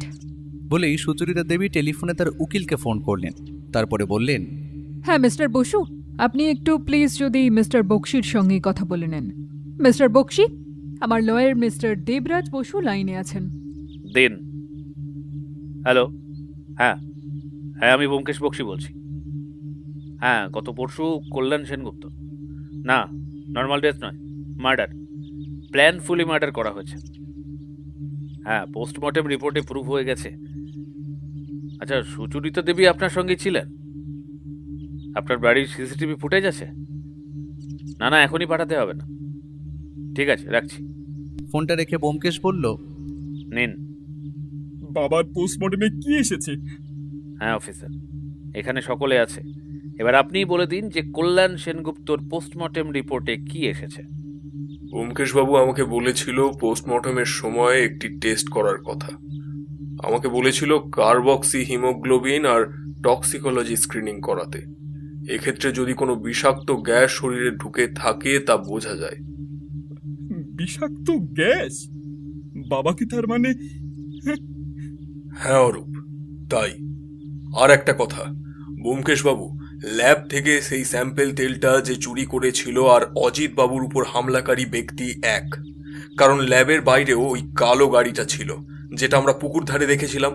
আর পরে জঙ্গলের রাস্তায় গাড়িটা রেখে পালিয়ে যায় ওরা। অর্থাৎ কল্যাণ বাবুর খুনিকে ধরলেই জানা যাবে সব সত্যিটা। এটা আমি আগেই অনুমান করেছিলাম অফিসার। রুদ্র, কল্যাণবাবুর আদরের ভাইপো। বাছাধন, তুমি পরশু রাতে কোথায় ছিলে? আগে আমি তো কলকাতায় ছিলাম। তাই? তাহলে কল্যাণবাবু যেদিন মারা গেলেন সেদিন রাত্রে রঘুর সঙ্গে কথা বলতে কে এসেছিল? তোমাকে আর রঘুকে কথা বলতে সেদিন মালতী দেখেছিল। কি মালতী, তাই তো? এই বাবুই তো ছিল সেদিন তোমার ছেলের সঙ্গে। মিথ্যে কথা বলবে না। আমার বন্ধু কিন্তু নিজের কানে সবটা শুনেছে। বাবু, এর সঙ্গে আমার ছেলে কথা বলছিল বটে, কিন্তু সেটা তো এই বাবু একটা রাস্তা জিজ্ঞাসা করেছিল তাই। সেটা অন্য কোনো রাস্তা নয় মালতী, এই রাজবাড়ির দোতলাতে প্রবেশ করার রাস্তা। কি রুদ্র, ঠিক বললাম তো? আপনি আলতু ফালতু কথা একদম জিজ্ঞাসা করবেন না। কি প্রমাণ আছে আপনার কাছে? প্রমাণ? তোমার 4টে আঙুলের ছাপ ওই দোতলার কাঁচের জানলাতে লেগে। এখানেই শেষ নয়, মইয়ে করে তুমি যখন দোতলার কাঁচ সরিয়ে ঢুকতে গিয়েছিলে ঠিক তখনই বাইরে থেকে ঘরে ঢুকেছিল সোমনাথ। কি সোমনাথ, তাই তো? হ্যাঁ হ্যাঁ, মানে আমি সেই রাত্রে দেখেছিলাম, ওই বারবার ঘর বাইরে করছিলাম, তখন আমি দেখেছিলাম এই ঢ্যাঙা মতো লম্বা একটা তাল গাছের মতো মানুষ দাঁড়িয়ে আছে। আমি ভয় পেয়ে রাম নাম করতে করতে ভেতরে ঢুকে চলে যাই। ঠিক তাই, এই ঢ্যাঙা মতো লম্বা পাড়া মানুষটা আর কেউ নয়, এই লোকটাই ছিল রুদ্র। আর রুদ্রর পক্ষে একা সবটা করা সম্ভব ছিল না, তাই রঘু তাকে সঙ্গ দিয়েছিল।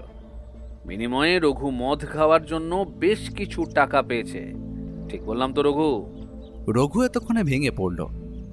বিশ্বাস করুন বাবু, এই বাবু যে কল্যাণ বাবুকে খুন করবেন আমি এটা ভাবতে পারিনি। উনি আমাকে গুপ্তধনের গল্প শুনিয়েছিলেন, বলেছিলেন গুপ্তধন পাওয়া গেলে আমাকে লাখখানেক টাকা দেবেন। তাই আমি। তোর এত লাভ?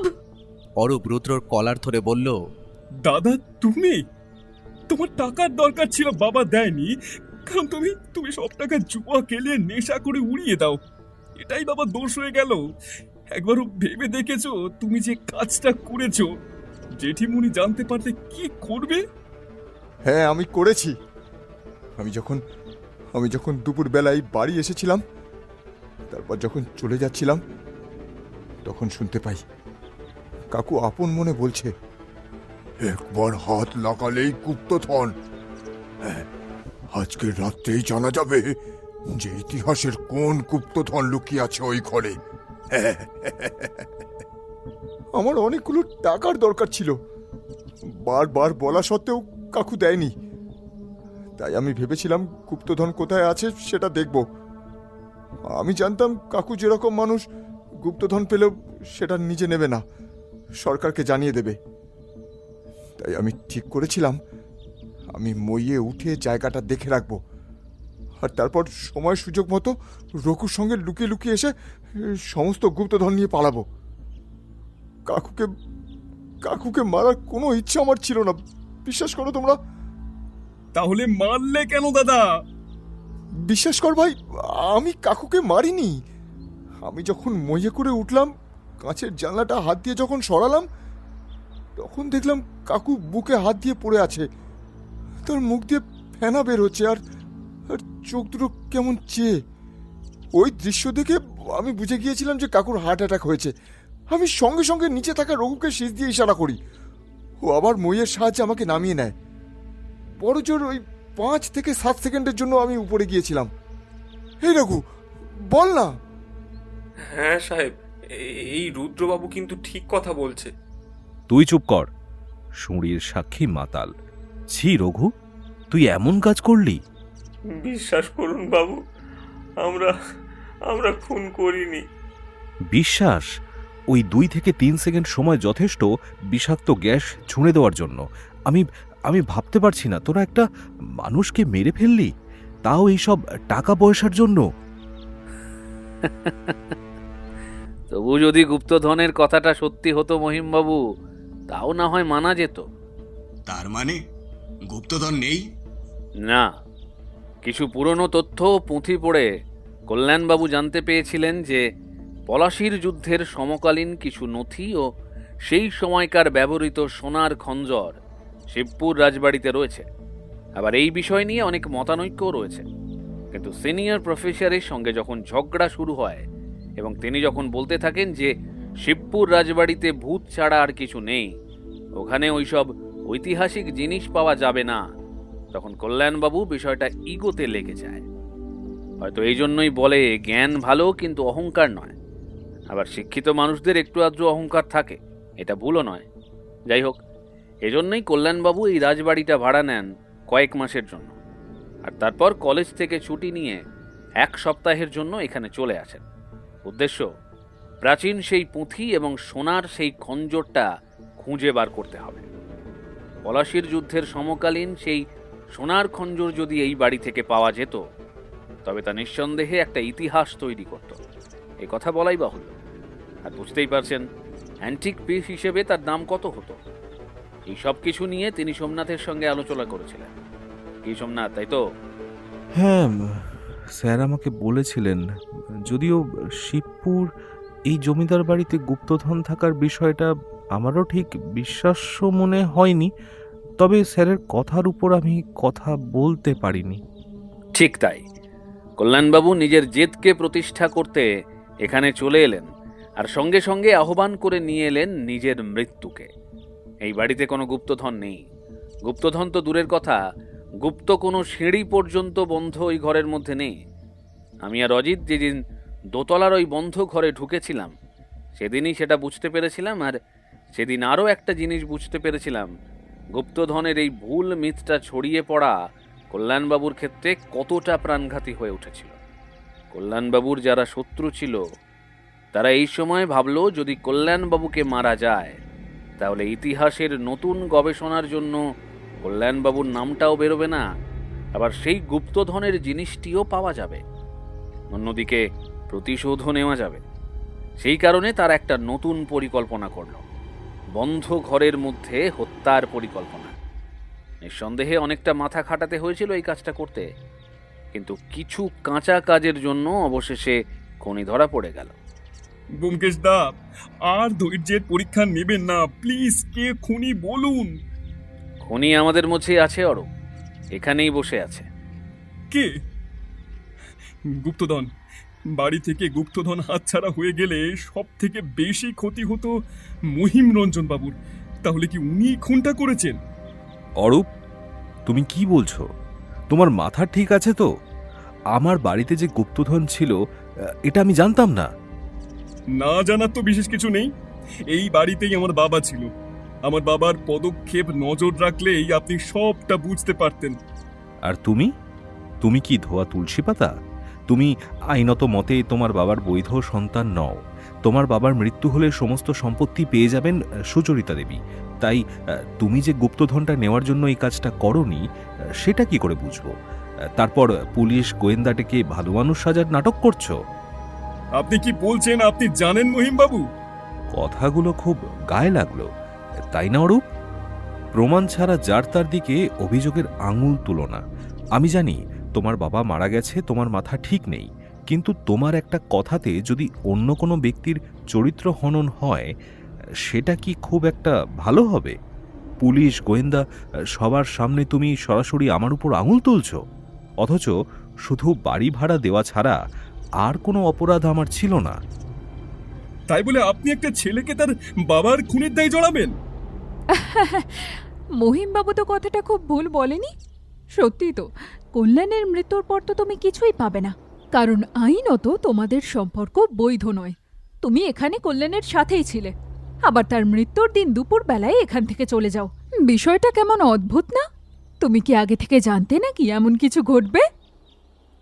আমি আমি হ্যাঁ? অরূপ, তুমি সেদিন দুপুরে কোথায় গিয়েছিলে সেটা বলেই দাও, কারণ সন্দেহের আঙুল তোমার দিকে উঠেছে। আমার গার্লফ্রেন্ডের সঙ্গে রাগারাগি হয়েছিল, তাই ওর রাগ ভাঙাতে গিয়েছিলাম ওর বাড়িতে। সেখানে ওর বাবা মা সবাই ছিল।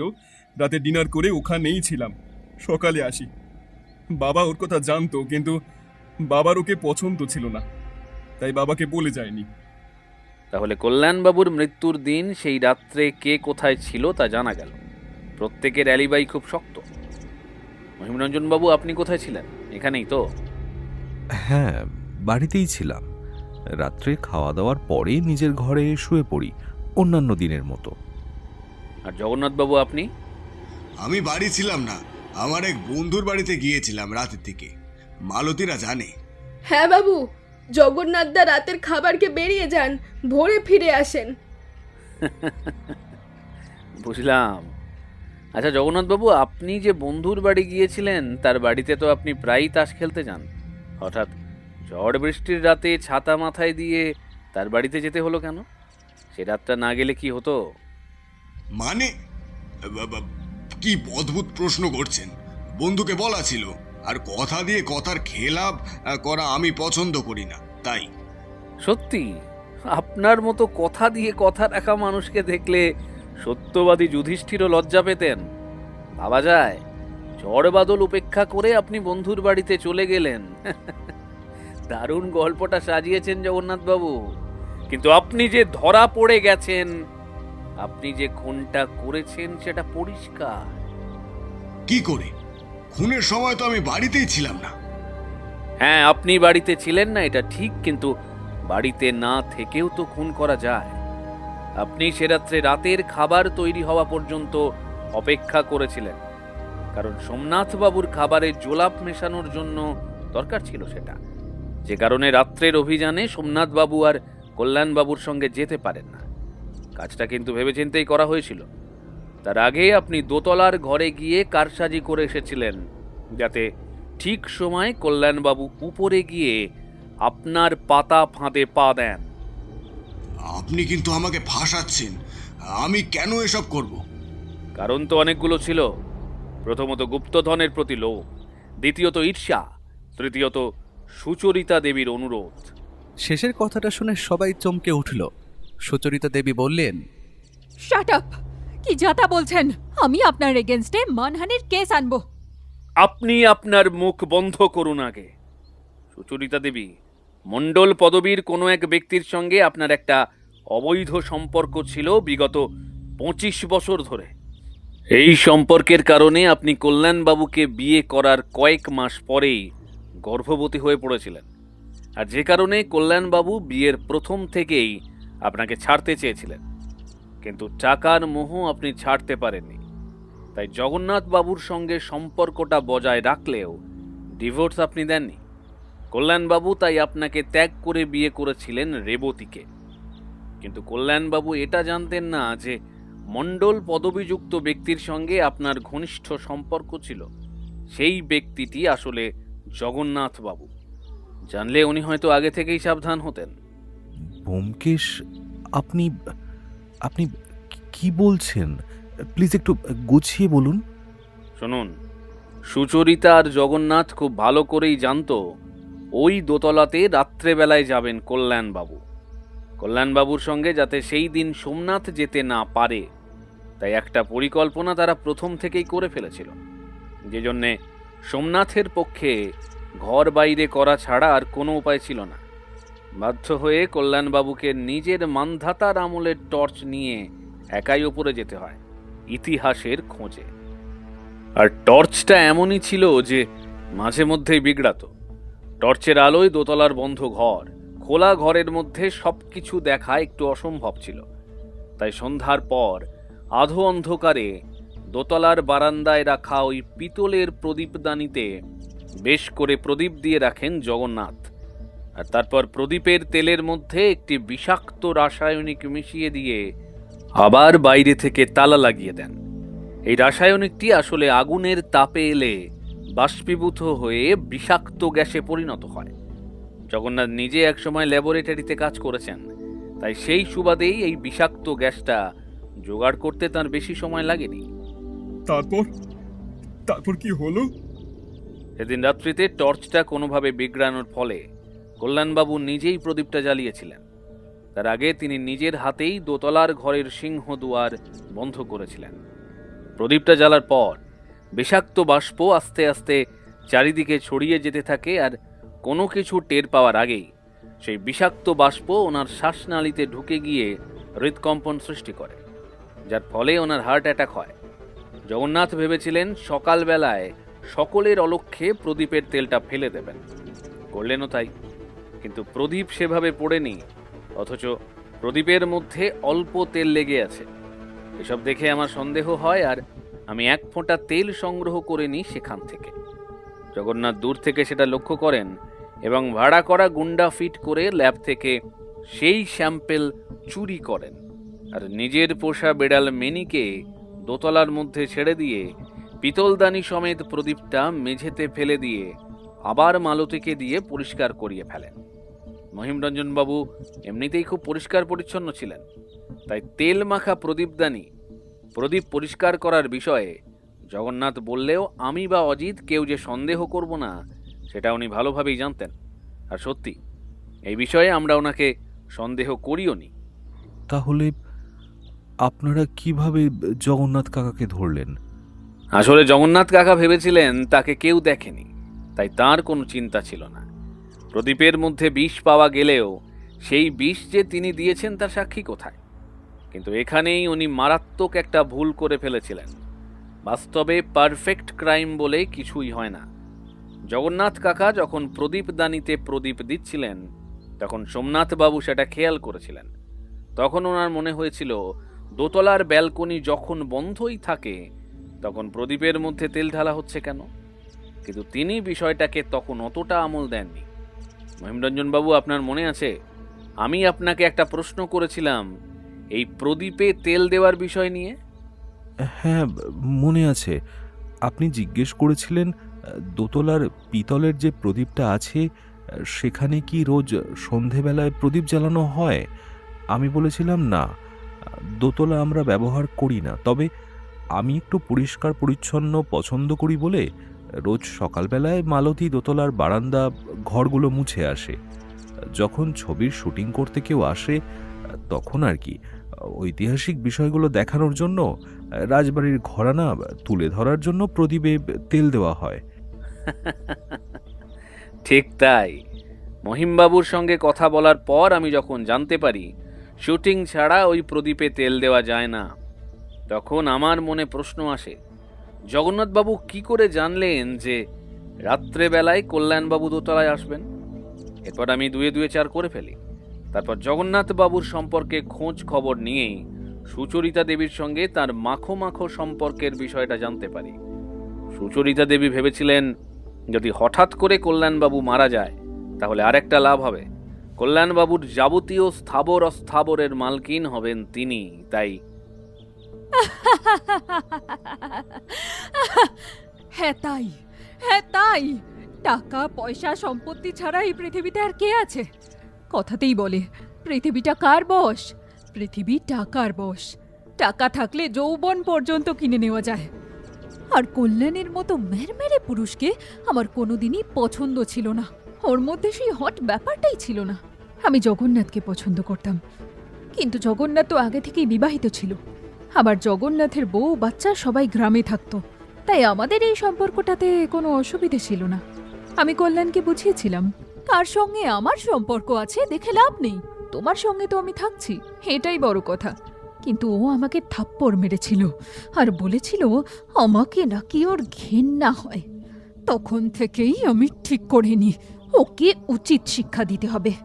ওর নামে মিথ্যা কেস করে ওকে ডিভোর্স না দিয়ে ওকে জব্দ করতে চেয়েছিলাম, কিন্তু ও বিয়ে করে নেয় আর নিজের জীবন উপভোগ করতে থাকে, আর আমাকে অল্প কিছু টাকা ছুড়ে দিত মাসের শেষে। অসহ্য, তাই আমি সবকিছুর প্রতিশোধ নিয়েছি।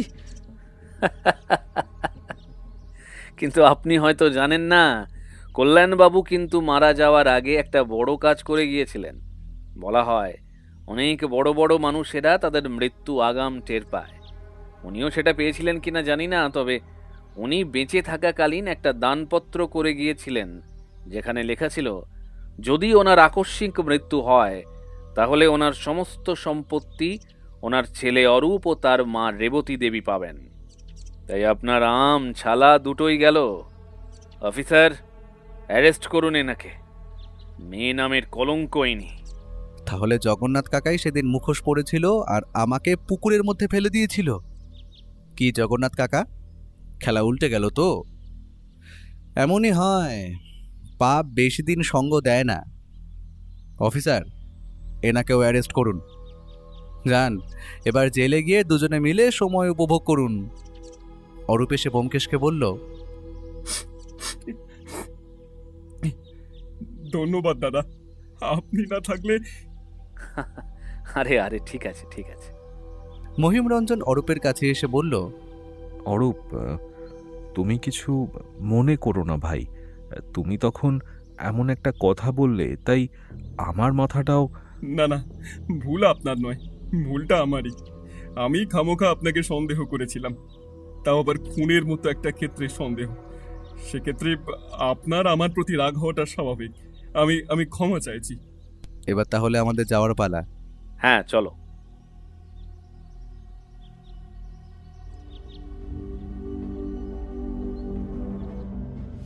সব রহস্যের সমাধান হয় না, কিছু রহস্য বেঁচে থাকে পরবর্তী গল্পের জন্য। আজকের মতো ব্যোমকেশ বিদায় নিল, কিন্তু শহরের অন্ধকার জানে এই শেষ নয়। কারণ যেখানে রহস্য আছে সেখানে ফিরে আসবেই সত্যান্বেষী ব্যোমকেশ বক্সী।